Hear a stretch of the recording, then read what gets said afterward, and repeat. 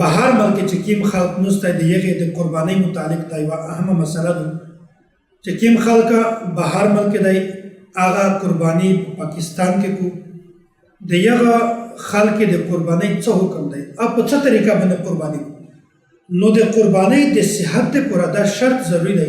چې کوم سړی په کومه علاقه کې وي کوم ملک کې وي په هغه ملک کې هدی درس ضروري ده او چې په کومه علاقه کې د دغه سړي قرباني شي په هغه علاقه کې هدی درس ضروري ده که چیرې دا صورت پیښ شي مثلا چې یو کس بهر ملک کې دی قطر کې دی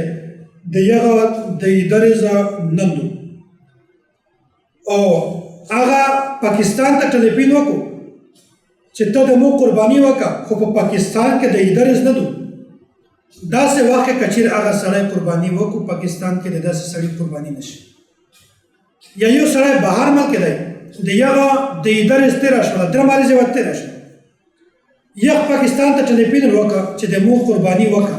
پاکستان کې وکړه او پاکستان کې هلته درماریز دو بهر ملک عید ختم شه نو د داسې سړي قرباني هم نصیب کېږي